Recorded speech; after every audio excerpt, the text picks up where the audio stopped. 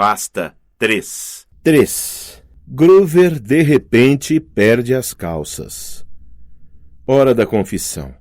Descartei Groover assim que chegamos ao terminal rodoviário. Eu sei. Fui rude, mas Groover estava me deixando fora de mim, me olhando como se eu fosse um homem morto, murmurando: por que sempre tem de ser na 6ª série? Sempre que Groover ficava nervoso, sua bexiga entrava em ação. Portanto, não fiquei surpreso quando, assim que descemos do ônibus, ele me fez prometer que o esperaria e foi direto para o banheiro. Em vez de esperar, peguei minha mala, saí discretamente e tomei o primeiro táxi saindo do centro. 104 leste com 1ª Avenida, disse ao motorista. Uma palavra sobre a minha mãe antes que você a conheça. Seu nome é Sally Jackson e ela é a melhor pessoa do mundo, o que apenas prova minha teoria de que as melhores pessoas são as mais azaradas. Os pais dela morreram em um desastre de avião quando estava com 5 anos e ela foi criada por um tio que não lhe dava muita bola. Queria ser escritora, assim passou o curso de ensino médio trabalhando e economizando dinheiro para pagar uma faculdade com um bom programa de oficinas literárias. Então, o tio teve câncer e ela precisou abandonar a escola no último ano para cuidar dele. Depois que ele morreu, ela ficou sem dinheiro nenhum, sem família e sem diploma. A única coisa boa que lhe aconteceu foi conhecer meu pai.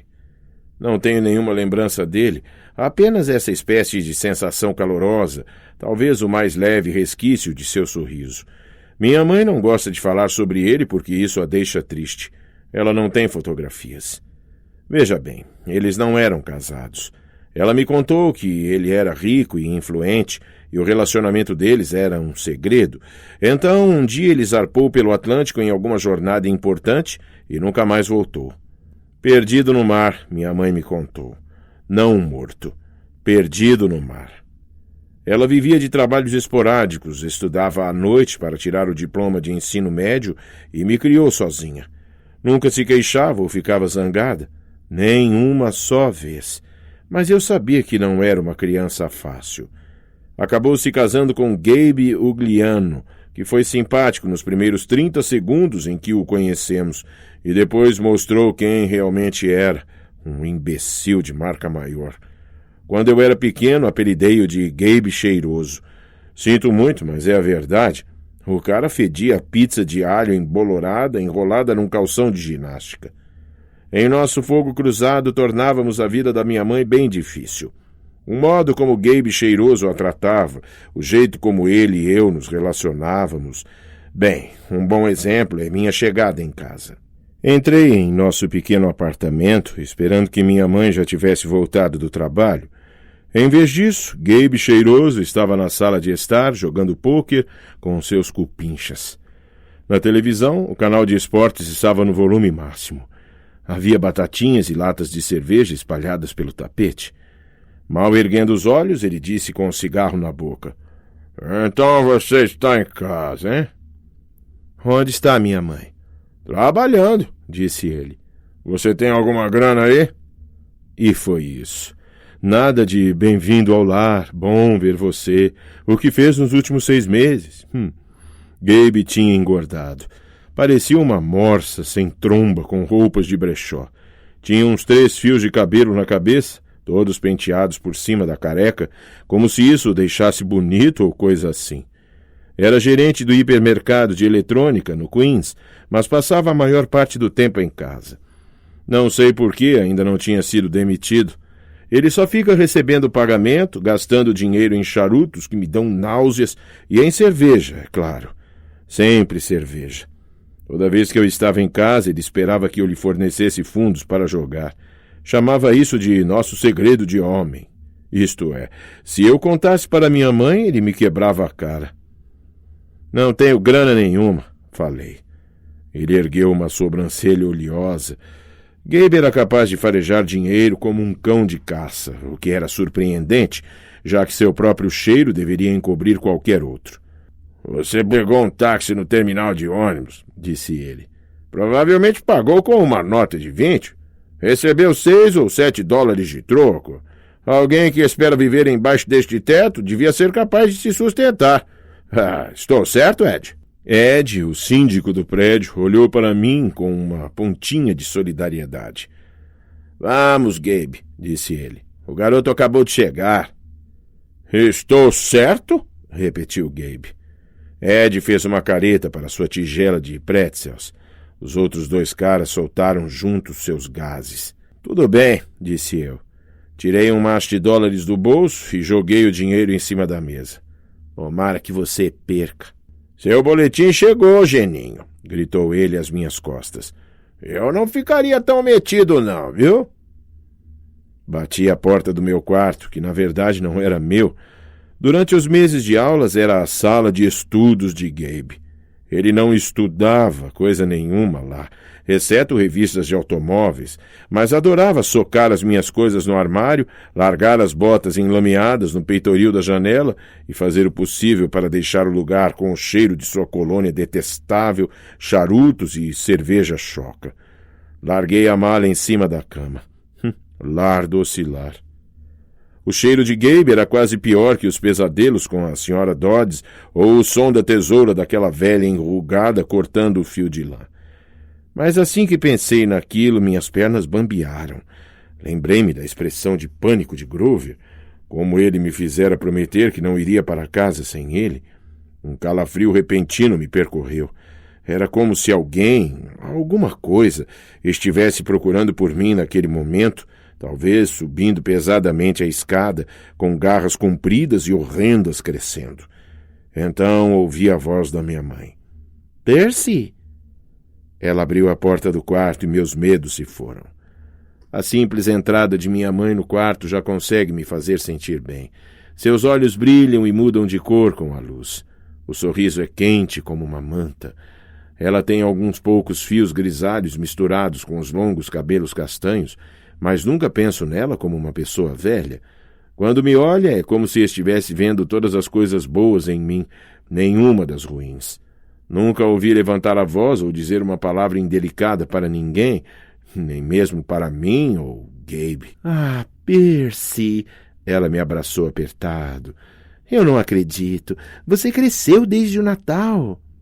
O uniforme vermelho, branco e azul da Doce América tinha o cheiro das melhores coisas do mundo.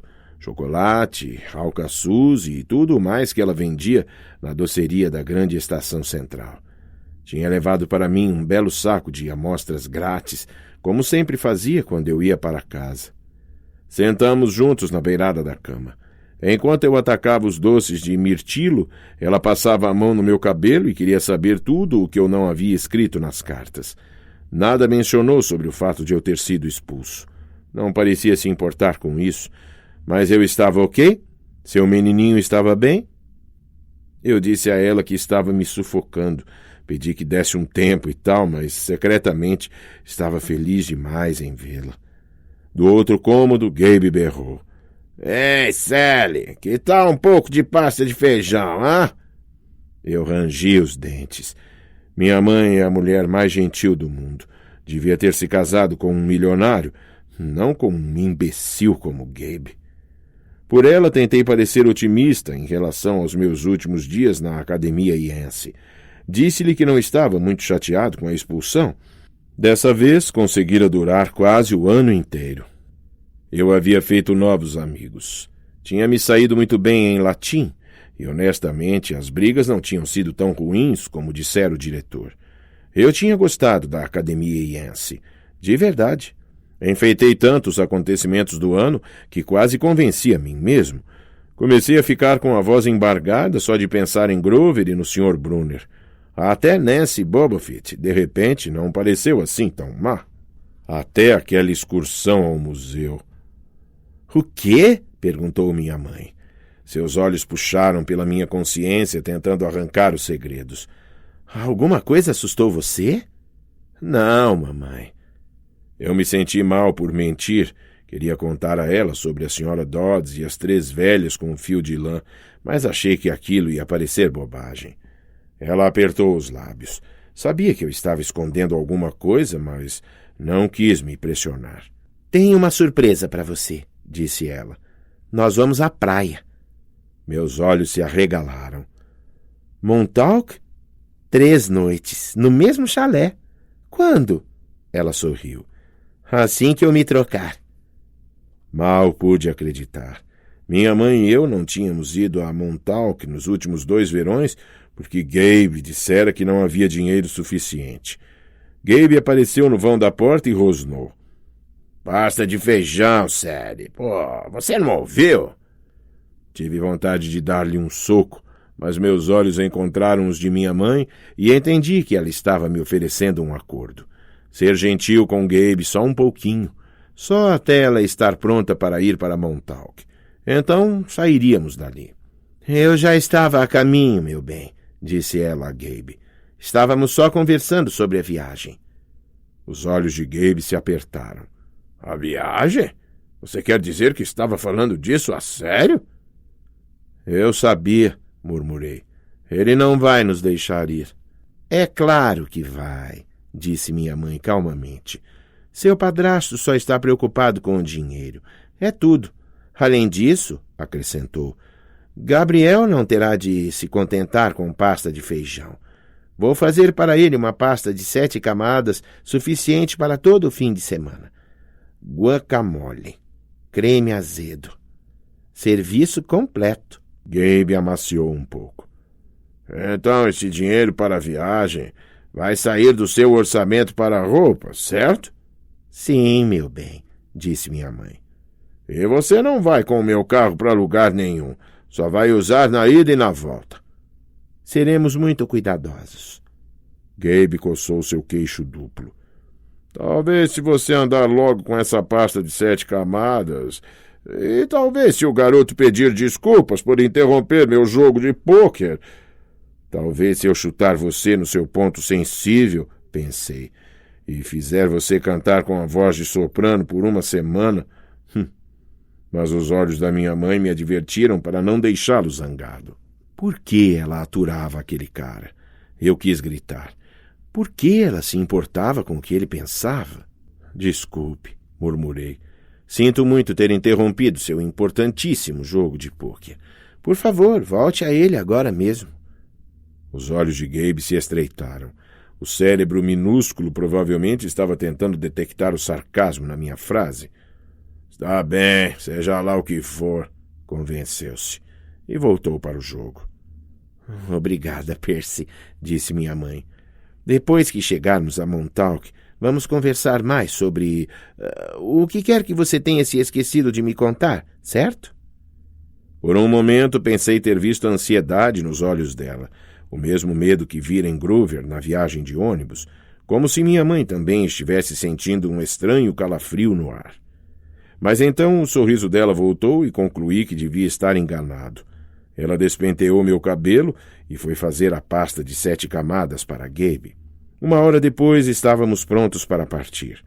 Gabe interrompeu o jogo de pôquer por tempo suficiente para me observar arrastando as malas da minha mãe para o carro. Ficou se queixando e se lamentando por ficar sem a comida dela, e mais importante, sem seu Camaro 78 durante todo o fim de semana.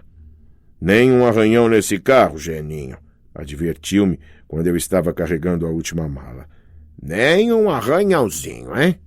Como se eu fosse dirigir aos 12 anos. Mas isso não importava para Gabe. Se alguma gaivota fizesse cocô na pintura, ele arranjaria um jeito de me culpar. Observando-o voltar em seu passo desajeitado para o prédio, fiquei tão zangado que fiz uma coisa que não consigo explicar. Quando Gabe chegou à porta de entrada, fiz um gesto com a mão que tinha visto Groover fazer no ônibus, uma espécie de gesto para afastar o mal, a mão em garra sobre o coração e depois um movimento de empurrar na direção de Gabe. A porta de tela bateu tão forte que o acertou no traseiro e o mandou voando até a escada, como se tivesse sido disparado por um canhão. Talvez tenha sido apenas o vento ou algum acidente maluco com as dobradiças, mas não fiquei lá tempo suficiente para descobrir. Entrei no Camaro e disse para minha mãe pisar fundo. Nosso chalé alugado ficava na margem sul, lá na ponta de Long Island. Era uma pequena cabana de cor clara com cortinas desbotadas, quase enterrada nas dunas. Havia sempre areia nos lençóis e aranhas nos armários, e na maior parte do tempo o mar estava gelado demais para nadar. Eu adorava o lugar. Íamos para lá desde que eu era bebê. Minha mãe ia ainda havia mais tempo. Ela nunca disse exatamente, mas eu sabia por que a praia era tão especial. Era o lugar onde conhecera meu pai.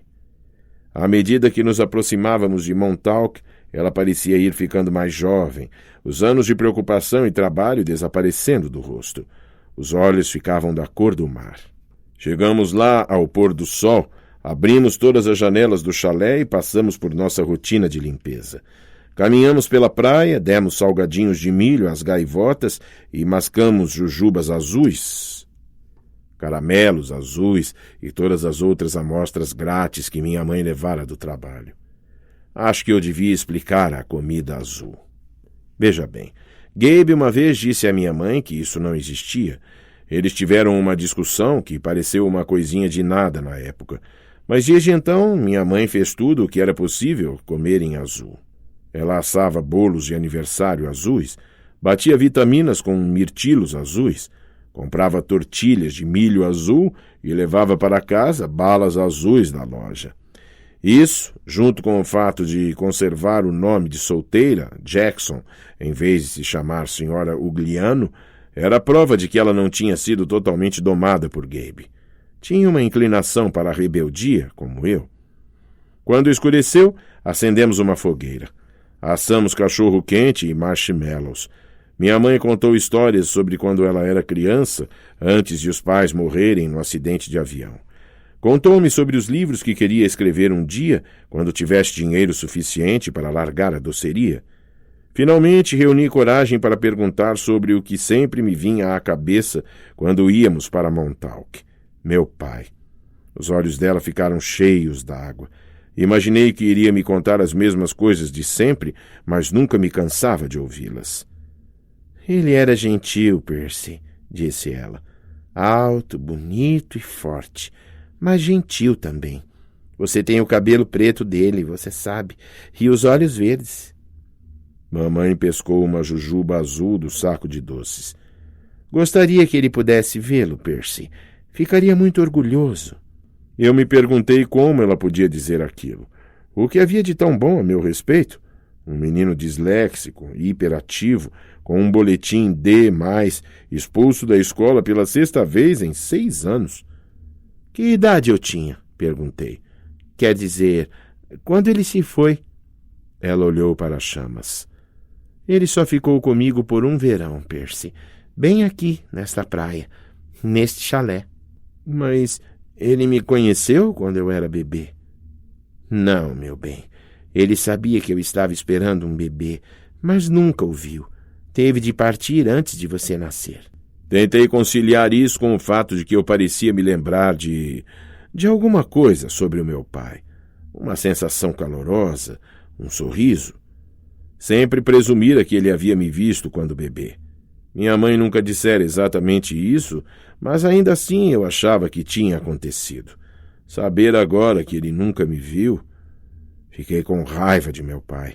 Talvez fosse uma bobagem, mas eu me ressenti por ele ter partido naquela viagem oceânica, por não ter tido coragem para se casar com minha mãe.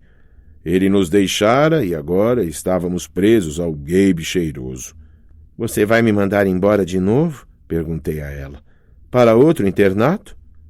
Ela puxou um marshmallow do fogo. — Eu não sei, meu bem. Sua voz soou muito séria. Acho que teremos de fazer alguma coisa. Por que você não me quer ver por perto? Eu me arrependi das palavras assim que elas saíram. Os olhos da minha mãe ficaram marejados. Ela pegou minha mão e apertou com força. Percy, não. Eu preciso, meu bem. Para seu próprio bem. Eu tenho de mandar você para longe. Suas palavras me lembraram o que o Sr. Brunner tinha dito, que era melhor para mim deixar Yancey. Por que eu não sou normal? Disse eu.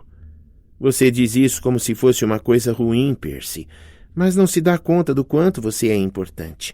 Pensei que Yancey seria bastante longe. Pensei que você finalmente estaria em segurança. Em segurança por quê? Os olhos dela encontraram os meus e me veio uma enxurrada de lembranças. Todas as coisas esquisitas, assustadoras que sempre me aconteciam, algumas que eu tentara esquecer. Na terceira série, um homem de capa de chuva preta me seguiu no recreio. Quando os professores ameaçaram chamar a polícia, ele foi embora resmungando, mas ninguém acreditou em mim quando contei que, embaixo do chapéu de aba larga, o homem tinha um olho só, bem no meio da cabeça. Antes disso, uma lembrança realmente antiga. Eu estava na pré-escola e uma professora acidentalmente me pôs para dormir em um berço para dentro do qual uma cobra se arrastara. Minha mãe gritou quando foi me buscar e me encontrou brincando com uma cobra flácida cheia de escamas que eu de algum modo conseguira estrangular até a morte com as minhas mãos gorduchas de bebê. Em cada uma das escolas algo de horripilante acontecera, algo perigoso, e fui forçado a sair. Eu sabia que devia contar à minha mãe sobre as velhas na banca de frutas e a senhora Dodds no Museu de Arte, sobre a estranha alucinação em que eu havia transformado a professora de matemática em pó com uma espada, mas não consegui me forçar a contar. Tinha a sensação esquisita de que a notícia iria acabar com nossa viagem a Montauk, e isso eu não queria. Tentei manter você tão perto de mim quanto pude, falou minha mãe. Eles me disseram que isso era um erro, mas só havia uma outra opção, Percy, o lugar para onde seu pai queria mandá-lo, e eu simplesmente não poderia aguentar ter de fazer isso. Meu pai queria que eu fosse para uma escola especial? Não uma escola, disse ela suavemente. Um acampamento de verão. Minha cabeça estava girando. Por que meu pai, que nem sequer ficara por perto tempo suficiente para me ver nascer, teria falado com minha mãe sobre um acampamento de verão? E se isso era tão importante, por que ela nunca mencionara antes? Desculpe, Percy, continuou ela ao ver a expressão em meus olhos. Mas não posso falar sobre isso. Eu não podia mandar você para aquele lugar. Significaria dizer adeus a você para sempre. Para sempre? Mas se é apenas um acampamento de verão?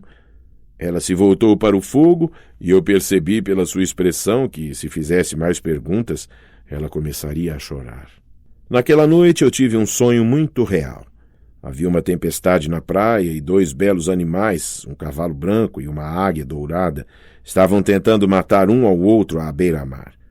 A águia mergulhou e fez um talho no focinho do cavalo com suas garras enormes. O cavalo empinou e escoiceou as asas da águia.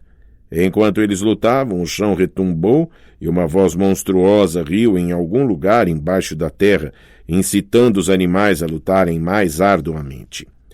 Corri até eles, sabendo que tinha de impedir que se matassem, mas eu corria em câmara lenta. Sabia que iria chegar tarde demais. Vi a águia mergulhar, o bico apontado para os grandes olhos do cavalo, e gritei, "Não!" Acordei assustado. Do lado de fora havia realmente uma tempestade, o tipo de tempestade que racha árvores e derruba casas. Não havia nenhum cavalo nem águia na praia, somente relâmpagos que criavam uma falsa luz do dia e ondas de 6 metros golpeando as dunas como artilharia. Com o trovão seguinte, minha mãe acordou.